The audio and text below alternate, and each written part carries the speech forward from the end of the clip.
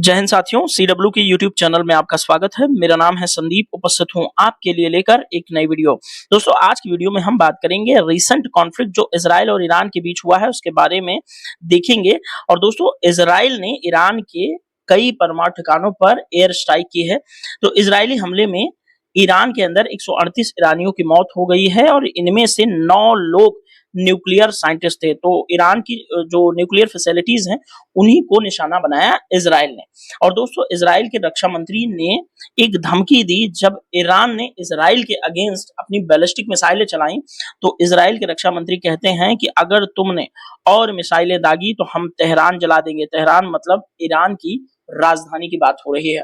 और दोस्तों, इस हमले को अंजाम देने के बाद इजराइल के प्रधानमंत्री बेंजामिन नेतन्याहू का ये जो बयान है आपको समझना चाहिए। यह हमला इसलिए किया गया क्योंकि ईरान ने परमाणु हथियार बनाने की दिशा में बहुत खतरनाक कदम उठाए। ईरान के पास 9 परमाणु बम बनाने के लिए पर्याप्त यूरेनियम है। उसने 6 साल में 20,000 बैलिस्टिक मिसाइलें तैयार करने का प्लान बनाया है और ये मिसाइलें दोस्तों मिनटों में इजराइल तक पहुंच सकती हैं। यानी कि इजराइल असुरक्षा की भावना से ईरान के न्यूक्लियर फैसिलिटी पर हमला किया ताकि ईरान का जो न्यूक्लियर कार्यक्रम है वो बहुत पीछे चला जाए। हालांकि ये कोई नई बात नहीं है, इजराइल इस तरह की चीजें करता रहता है। जैसे ही इजराइल की खुफिया एजेंसी मोसाद इंटेल देती है इजराइल की डिफेंस फोर्सेस को, आईडीएफ को, वैसे ही आईडीएफ अपने एयरफोर्स के माध्यम से ईरान के अंदर स्थित न्यूक्लियर फैसिलिटीज को निशाना बनाती रही। ये कोई नई बात नहीं है। तो दोस्तों, इसी कॉन्फ्लिक्ट के बारे में इस वीडियो के अंदर विस्तार पूर्वक बात करेंगे। यदि आप चैनल पर नए हो तो सबसे पहले आप चैनल को सब्सक्राइब कर दीजिए, क्योंकि इसी तरह की वीडियोस आप इस चैनल पर प्राप्त कर सकते हैं हमेशा से। और दोस्तों, वीडियो को लाइक जरूर करें, दोस्तों के साथ शेयर करें। यदि अच्छा लगे चैनल तो चैनल को विजिट करके एक बार सब्सक्राइब जरूर कर दें। तो चलिए आइए शुरू करते हैं। पूरे कॉन्फ्लिक्ट की टाइमलाइन के माध्यम से समझने का प्रयास करते हैं कि क्या हुआ है। तो दोस्तों, इजराइल ने शुक्रवार की सुबह ईरान के 4 एटमी और 2 सैन्य ठिकानों पर 200 फाइटर जेट्स के साथ हमला किया। हमले के बाद इजराइल के प्रधानमंत्री ने कहा कि ईरान परमाणु बम बनाने वाला था, इसलिए हमने हमला किया है। और ईरान जो है कि कोई 9 बता रहा है, कोई 15 कि परमाणु बम बनाने की स्थिति में आ गया था, इसलिए इजराइल को ईरान पर हमला करना पड़ा। अब दोस्तों, इजराइल ईरान पर अटैक करने के लिए या फिर सीरिया या लेबनान कहीं भी मिडिल ईस्ट में जब अटैक करने की बात करता है तो मैक्सिमम वो एयरफोर्स के माध्यम से करता है, क्योंकि उसके पास अमेरिकन मेड बहुत अच्छे अच्छे फाइटर जेट्स हैं। जैसे इस फाइटर जेट्स की बात करें तो ये है F-15 ईगल। ठीक है, F-15 ईगल है ये। और ईगल काफी अच्छा मनोवरिंग क्वालिटी और बैटल हार्डेड फाइटर जेट माना जाता है। और वहीं दूसरी तरफ उसके पास अमेरिकन मेड F-16 है, F-16 फाइटर फाल्कन, जो कि दोस्तों दुनिया का सबसे ज्यादा युद्ध लड़ने वाला फाइटर जेट है और ये अपने आप में बहुत विश्वसनीय माना जाता है। इजराइल इस पर काफी गर्व करता है और अमेरिका दुनिया के अलग अलग हिस्सों में इसको ऑपरेट करता है। And the most favourite fighter jet that is F-35। F-35 lightning 2 के नाम से अमेरिका अपने 5th generation stealth fighter jet दुनिया को देता है।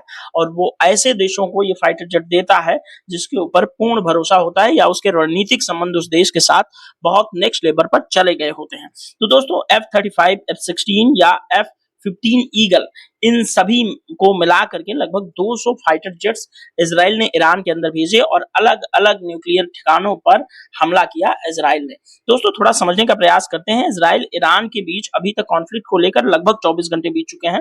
तो इन 24 घंटों में क्या क्या चीजें हुई इसको पॉइंट के हिसाब से समझने का प्रयास करते हैं। यहाँ पर 7 पॉइंट दिया हुआ है जिसमें आप समझ पाएंगे इजराइल और ईरान के कॉन्फ्लिक्ट को। देखिए, इजराइल ने 200 फाइटर जेट से ईरान के कई ठिकानों पर हमला किया। इजराइल ने इस ऑपरेशन को नाम दिया ऑपरेशन राइजिंग लायन। ये ध्यान रखिएगा, ये एग्जाम वगैरह में आपसे पूछा जा सकता है। उसके बाद दोस्तों, इजरायली ऑपरेशन में ईरान के 6 वैज्ञानिक और 20 मिलिट्री कमांडर, उन्होंने जो ईरान के बहुत महत्वपूर्ण ऑफिशियल्स, वो सेना के हों या न्यूक्लियर से जुड़े हुए हैं, उन सभी को मार दिया। ये अपने आप में बहुत बड़ी बात है। इसलिए ईरान ने भी रिटेलिएट किया और पलटवार करते हुए ईरान ने 2 प्रॉमिस 3 नाम से एक ऑपरेशन चलाया जिसमें उसने 150 से भी ज्यादा बैलिस्टिक मिसाइलें दागी इजराइल के ऊपर ईरान ने, ठीक है। और दोस्तों ईरान ने बैलिस्टिक मिसाइल से इजरायली रक्षा मंत्रालय को हिट करने का भी दावा किया।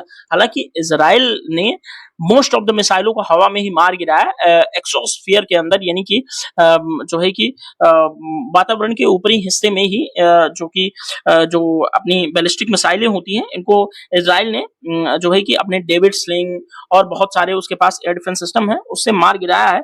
लेकिन हालांकि दोस्तों जो बैलिस्टिक मिसाइल होती हैं वो एटमॉस्फेयर में जाकर के फिर नीचे आती हैं, यानी कि मान लीजिए यहां से एक बैलिस्टिक मिसाइल छोड़ी गई तो वो सीधा अंतरिक्ष में जाएगी, हाँ, एक्सोस्फीयर में, उसके बाद जाकर के यहाँ पर जो है कि हिट करेगी अपने टारगेट को। लेकिन इजराइल ने यहाँ पर तैनात कर रखे थे अपने एयर डिफेंस सिस्टम और इजराइल ने इस वाले चरण में ही यानी कि वायुमंडल के ऊपरी हिस्से में ही इन मिसाइलों को हिट कर दिया। हालांकि 2-4-10 मिसाइलें जो है कि इजराइल के अंदर गिरी हैं और इजराइल काफी इन सब चीजों से हताहत भी हुआ है। आगे तस्वीरें मैं आपको दिखाने वाला हूँ।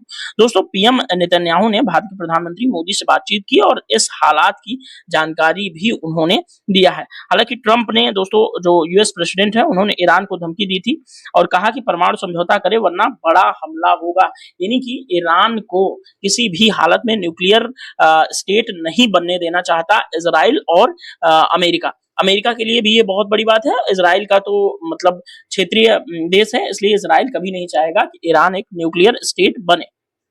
यहाँ पर समझिए ईरान ने इजराइल ने अपने F-35, F-16 और F-15 ईगल का इस्तेमाल करते हुए लगभग 200 के आसपास फाइटर जेट जो है यहाँ से ये है इजराइल और यहाँ से भेजे इसने ईरान के अलग अलग हिस्सों में जो है कि जो न्यूक्लियर फैसिलिटीज हैं उन पर हमला करने के लिए। और उसके जवाब में ईरान ने बहुत सारे ड्रोन्स और बैलिस्टिक मिसाइलों से इजराइल के ऊपर हमला किया, जिसे इजराइल ने काफी संख्या में मार गिराया। लगभग 80% के आसपास मिसाइलों को इजराइल जो है हमेशा अपने एयर डिफेंस सिस्टम के माध्यम से मार गिराता है, लेकिन 10-20% मिसाइलें तो जरूर हिट करेंगी क्योंकि बैलिस्टिक मिसाइलें काफी घातक होती हैं। और दोस्तों जिन ठिकानों पर इजराइल ने ईरान के अंदर हमला किया उन ठिकानों को मैप में जरा देखते चलिए। ये है ईरान, ये पूरा ये जो है ये ईरान है, ठीक है, ये ईरान है और ईरान की राजधानी है यहाँ पर तेहरान। और देख रहे हैं कि जहां पर रेड विस्फोट आपको दिख रहा है वहां पर इजरायली एयरफोर्स ने हमला किया है। तो यहाँ पर देख रहे हैं तेहरान के अंदर भी इजराइल ने हमला किया, करमनशाह में हमला किया, तबरीज में हमला किया, अराक में हमला किया, इस्तफाह में हमला किया। लेकिन दोस्तों ये जो नतांज ये ऐसी जगह है ईरान के अंदर जहां पर न्यूक्लियर फैसिलिटी है और जो है कि ये काफी बड़ी संख्या में है। हालांकि ये काफी हेड न्यूक्लियर सेंटर माना जाता है ईरान का। हालांकि दोस्तों तेहरान, अराक, इस्तफाह और नताज में ईरान के परमाणु ठिकाने और जो न्यूक्लियर फैसिलिटीज हैं वो मौजूद हैं।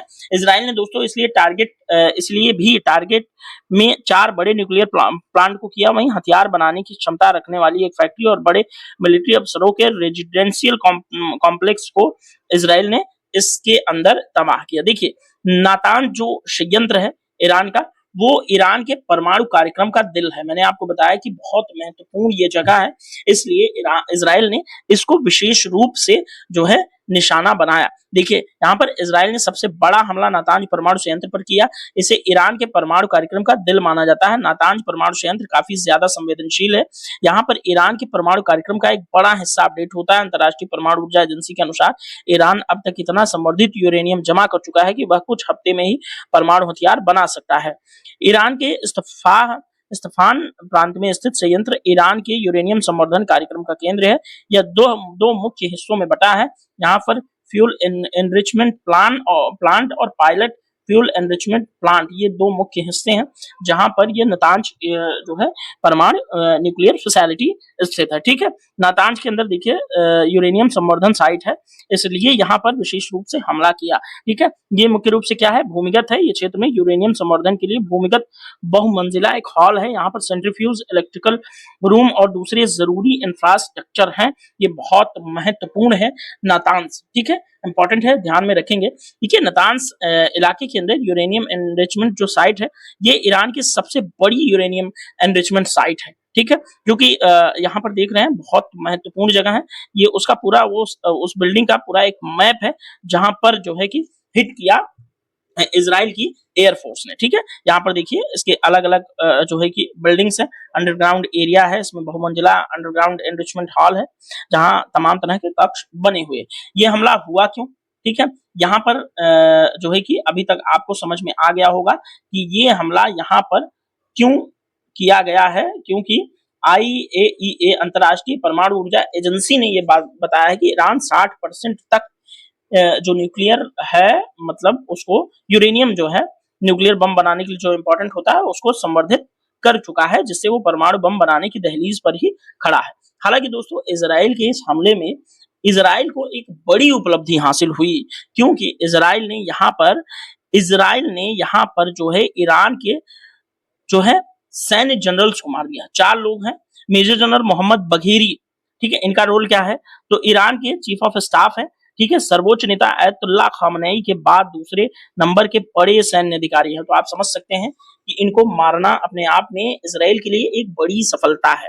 और दोस्तों यहाँ पर जनरल हुसैन सलामी, इनका रोल क्या है ईरान के अंदर? तो ये इस्लामिक रिवोल्यूशनरी गार्ड कॉर्प्स के कमांडर इन चीफ हैं, जो IRGC है उसके चीफ हैं, जो कि एक एलीट फोर्स मानी जाती है ईरान की। ठीक है, ये इंपॉर्टेंट है। और दोस्तों यहाँ पर तीसरे नंबर पर हैं brigadier general Amir Ali Hajizadeh. इनका रोल ईरान के अंदर क्या है? तो ये जो IRGC है, जो ईरान का एक एलीट जो है फोर्स ग्रुप है, उसमें ये एयरफोर्स एरोस्पेस फोर्स के प्रमुख हैं। मिसाइल और ड्रोन कार्यक्रम के मुख्य जिम्मेदार माने जाते हैं। इनके बैकग्राउंड में ये है, अक्टूबर 2024 में इजराइल पर मिसाइल हमले का प्लान भी इन्होंने किया था। तो इसलिए देख रहे हैं आप कि इजराइल ने चुन चुन के उन सभी लोगों को मारा है जो उसके ऊपर हमले करने के लिए जिम्मेदार हैं या कहीं ना कहीं उसे हिट करने के लिए जिम्मेदार हैं। चौथे नंबर पे है जनरल गुलाम अली राशिद। इनका रोल ईरान के अंदर ये है कि ईरानी सेना के डिप्टी कमांडर हैं और खत्म उल अनबिया हेडक्वार्टर्स के प्रमुख हैं। बैकग्राउंड में इनके ये है, ईरान इराक युद्ध में सीनियर IRGC अधिकारी रह चुके हैं, इसलिए इनको मारा है इजराइल ने। देखिए जो परमाणु जो है वैज्ञानिक मारे गए हैं उनमें से डॉक्टर फरीदून अब्बासी दमानी है।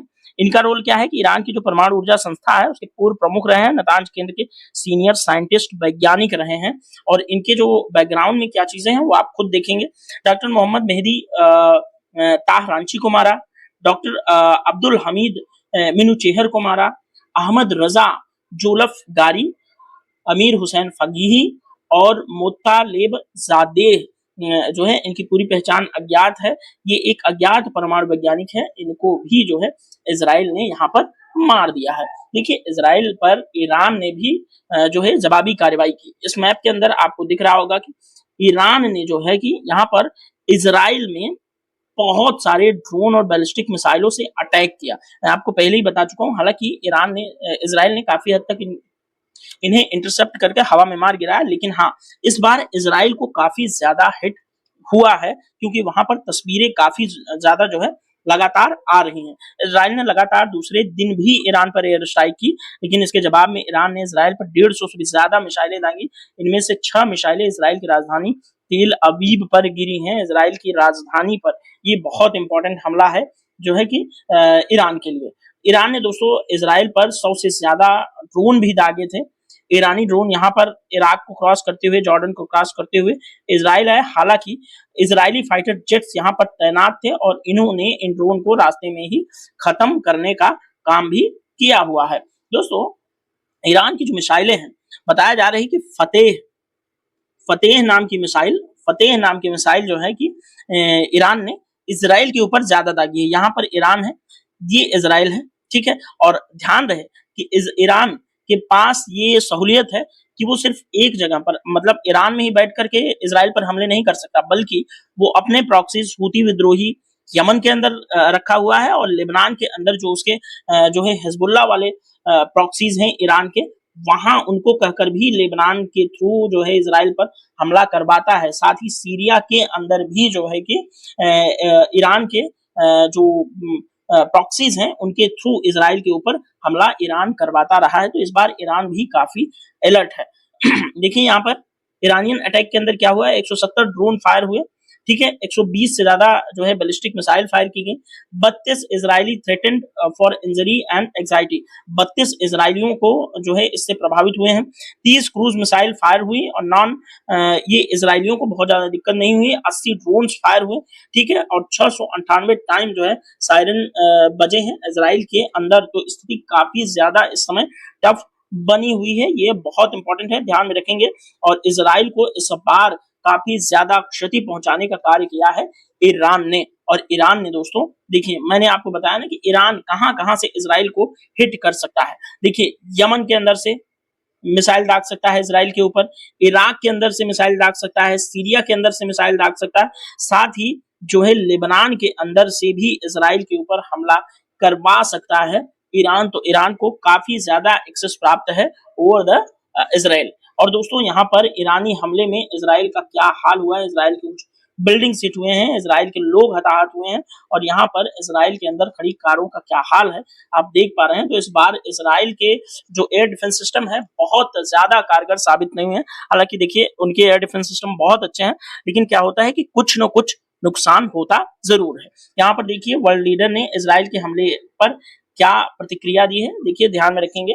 इजराइल के जो सपोर्ट में होंगे वो इजराइल के इस हमले को जस्टिफाई करेंगे, लेकिन जो इजराइल के सपोर्ट में नहीं होंगे उन हमलों को, जो इजराइल के हमले हुए हैं ईरान के ऊपर, उसको जो है यहाँ पर कंडेम करने का काम करेंगे। तो यहाँ पर सारे दुनिया के वर्ल्ड के टॉप लीडर्स हैं, कुछ लोग तटस्थ भी रहेंगे, जैसे इंडिया इस मामले में थोड़ा सा अपने आप को न्यूट्रल बनाने की कोशिश जरूर करता है, क्योंकि ईरान के साथ भी हमारे बहुत अच्छे रिलेशन। हालांकि ईरान के परमाणु ठिकानों पर इजराइल दोस्तों पहले भी हमला करता रहा है। यहाँ एक पूरी हमलों की सीरीज है, 2010 में, 2018 में, 2020 में, 2021 में और 2023 में अलग अलग टाइम पर जो इजराइल ने ईरान के जो परमाणु फैसिलिटीज हैं उन पर हमला करने का कार्य किया हुआ है। देखिए इजराइल ईरान के इस युद्ध में, इस कॉन्फ्लिक्ट के अंदर भारत को काफी नुकसान पहुंचने वाला है, क्योंकि क्रूड ऑयल जैसी अपनी जरूरत की चीजें जो है ईरान से भारत लिया करता है। इसलिए क्रूड ऑयल की कीमतों में 10% का